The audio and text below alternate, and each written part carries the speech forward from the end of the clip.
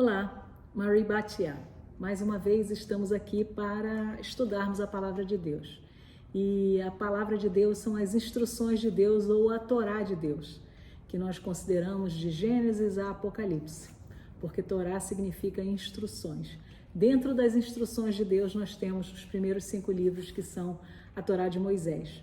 Mas o nosso assunto aqui hoje é o Salmo 119, a sua 4ª estrofe, a letra D, que é a Dalet, que no pictográfico é uma porta, né? E representa essa porta e é o desenho da porta de uma tenda, né? E por isso tem um palio que parece um triângulo, que é justamente o delta, né? Porque as letras gregas, elas são, e não raro também as latinas, né? As em latim, são a própria letra hebraica no palio que foram torcidas e deram origem às letras de outros alfabetos, né? É muito interessante a gente considerar a origem edênica dos alfabetos, das linguagens. Esse não é exatamente o nosso assunto aqui hoje, mas eu acho fascinante quando a gente constata certas coisas. E essa estrofe Dalet, né, é uma estrofe que a gente pode tentar ver como que essa letra Dalet, que é uma porta, que tem um movimento, né, e uma opção, né, ou você entra ou você sai, e no Sermão da Montanha, Yeshua, em Mateus 7, ele fala, entrai pela porta estreita, né? Então, é uma opção de entrar por essa porta estreita e, ao mesmo tempo, a porta é o local de decisão. E é interessante que, depois da palavra Torá, no Salmo 119, porque o Salmo 119 é um salmo exclusivamente sobre a palavra de Deus, sobre as instruções de Deus. É um louvor e uma instrução sobre isto, né? É uma profecia, porque os salmos também são proféticos, né? Mas a gente vê que depois da palavra Torá, que significa instrução, no Salmo 119, a palavra que tem uma maior ocorrência é justamente a palavra Dabar, que se escreve Dalet, que é a 4ª letra, Bet, que é a 2ª letra, e Resh, que é uma letra que tem um desenho de uma cabeça, que é um líder, um príncipe, essa coisa de um governo, de uma direção. Mas Dabar é um Dalet com Bar. Bar é uma palavra que significa filho, né? Dizem que é o aramaico para o filho, porque temos Ben e Bar, mas Bar aparece também como filho nas escrituras, mesmo nas escrituras hebraicas, tá? Então, Dabar, a gente pode entender que é a palavra em hebraico para palavra, é a porta para o filho. Vocês lembram que Yeshua disse que examinais as escrituras porque cuidais ter nelas a vida eterna, e são elas que de mim testificam, né? Nós temos isso registrado nos evangelhos, que Yeshua fala isso, porque toda a escritura ela se refere ao Messias, né? A Yeshua. E Dabar é a porta para o filho, a palavra de Deus é a porta para o filho. É interessante também que, por exemplo, com a letra Dalet, tem um nome de uma das tribos, que é justamente Yehudá, que é Judá em hebraico, né? Yehudá, que é o tetragrama do nome de Deus, com um Dalet antes do último Re. Então, nós temos Yod, Re, Vav, Dalet, Re. Então, é o tetragrama adicionado com Dalet no meio, né? Então, a porta para Yahuwah é Yehudá. E o que nós sabemos? Que a salvação vem dos judeus, que Yehudá, o cetro não se apartaria de Yehudá, não é? Na bênção de Jacó sobre cada um dos seus filhos, quando ele abençoa Judá, Yehudá, ele diz, olha, o cetro não se apartará de Judá. Por quê? Porque o Messias viria da descendência de Judá, né? A raiz de Davi. Então, nós temos muita riqueza quando nós examinamos as letras do alfabeto hebraico. E na estrofe Dalet, nós temos aqui, ela começa no verso 25 do Salmo 119 e ela vai até o verso 32, né? São 8 versos, como se fossem sonetos. Todos eles no original hebraico começam com a letra Dalet, com a letra D, o equivalente à nossa letra D. E nós temos assim, minha alma se apega ao pó, vivifica-me segundo a tua palavra.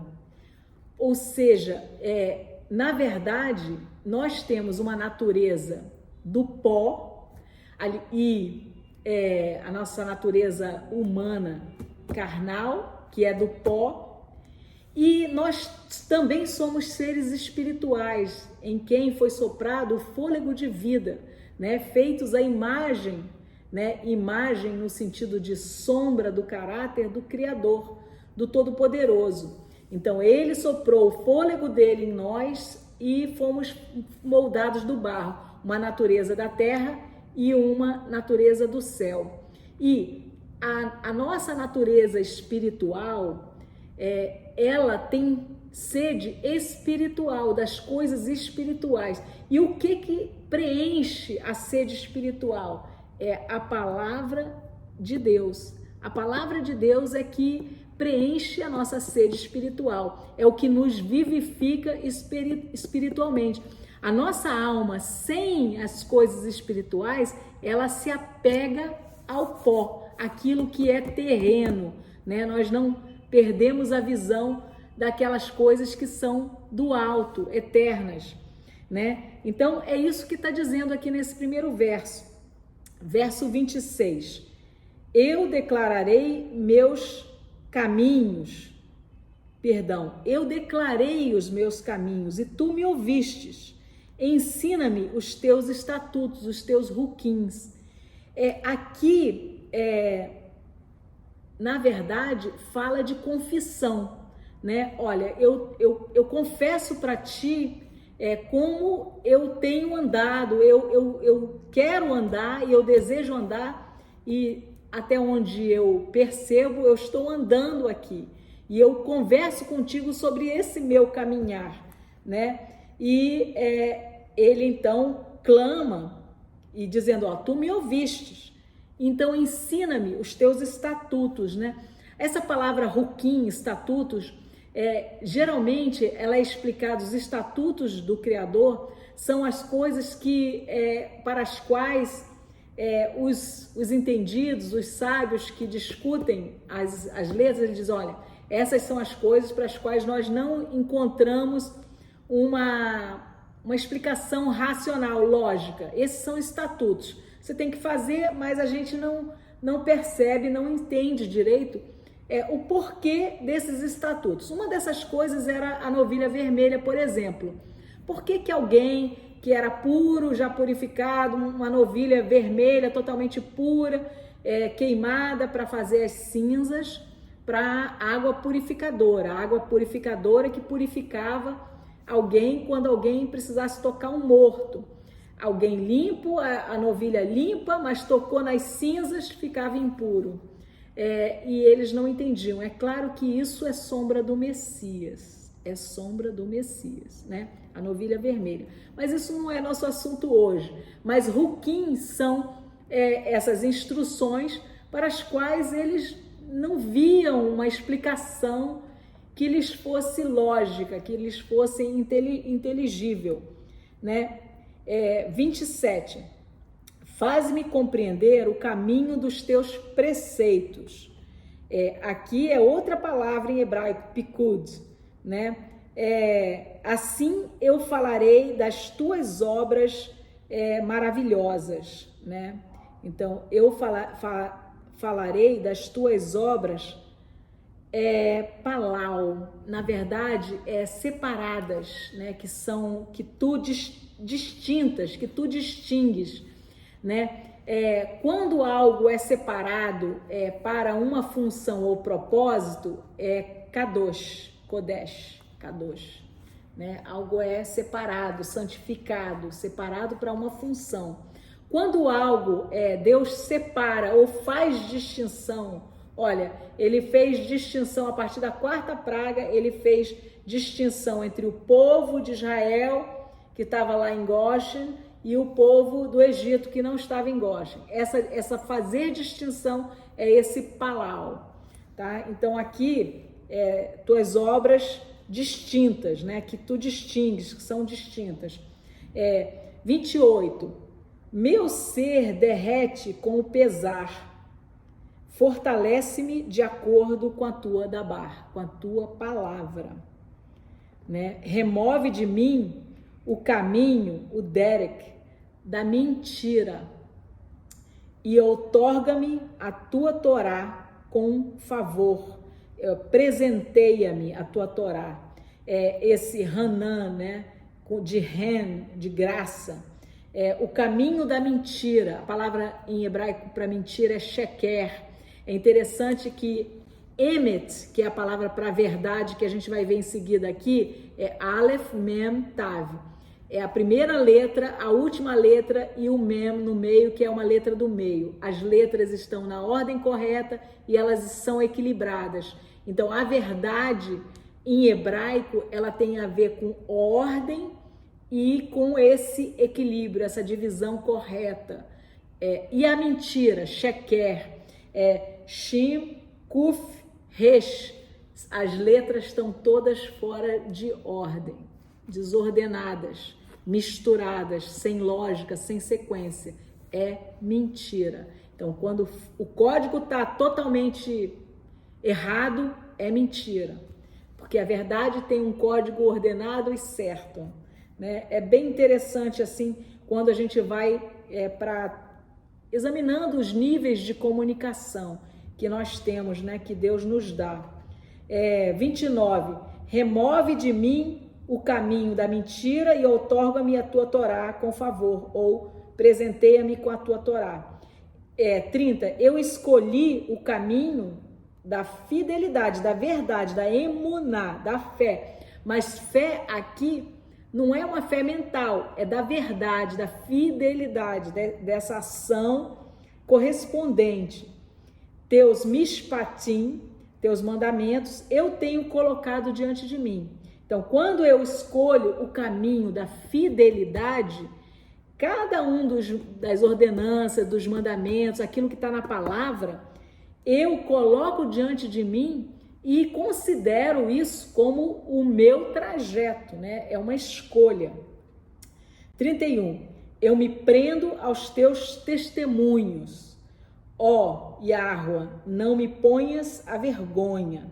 Então, eu me ligo aos teus testemunhos, Edut, né? Edut, Ain Dalet Tav, né? O Dalet Tav é a porta da aliança, da marca, né?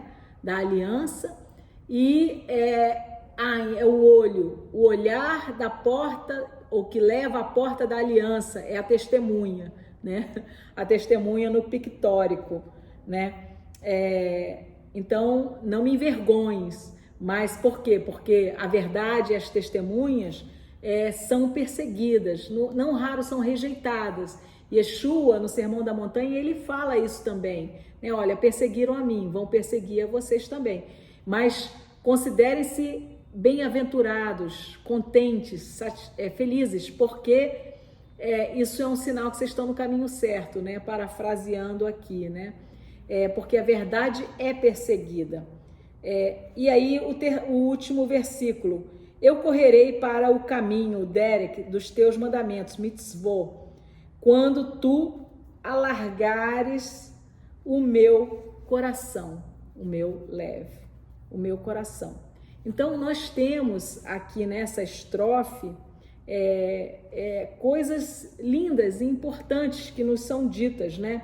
E o salmista falando como que a palavra ela nos vivifica, né? Ela vivifica ele, vivifica nós. É como nós nos desprendemos um pouco do pó, né? Daquilo que é pó. E uma palavra importante com Dalet é a palavra sangue em hebraico, dam, Dalet mem. Mem são águas ou líquido, né? Águas.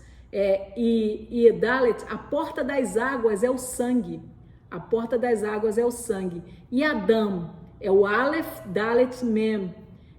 A porta das águas a partir ligado com Aleph, a semelhança do Aleph, que é Elohim, que é o nosso Criador, né? Adam. Então, é uma palavra também importante para nós, né? No moderno, nós temos a letra Dalet como se fosse um homem com a mão para trás e dobrado assim, dobrado, e a mão estaria estendida assim para trás, ou seja, ele recebe, mas não vê de quem recebe, né? E ele é humilde, pobre. A palavra para pobre em hebraico é dal, né? Dal, Dalet Lamed, né? Alguém que é humilde. E a gente tem também no alfabeto hebraico assim uma sombra que o Aleph é o criador, o Bet é o filho, né? O salvador, o Gimel que é o camelo, mas é aquela coisa da jornada, é o enviado, é a Ruach, o Espírito Santo, né? E o Dalet é aquele pobre, aquele que, bem-aventurados os pobres de espírito, não é isso que diz lá no Sermão da Montanha? Então, os que recebem essa palavra no seu coração e na sua vida, eles são vazios de si mesmos para poderem serem cheios do Criador, cheios da sua palavra. Então, a arrogância e a falta de humildade, elas são contrárias às coisas espirituais, né? O espírito tratável, ensinável, que aceita correção, esse é o pobre de espírito, esse é o humilde, que a rua pode tocar, encher, ensinar, é esse que se dobra perante o Criador, né? E então nós temos nas 4 primeiras letras também essa sombra desse nosso Deus que é uno, que é Errad, mas que ele age, ele tem o Aleph, né?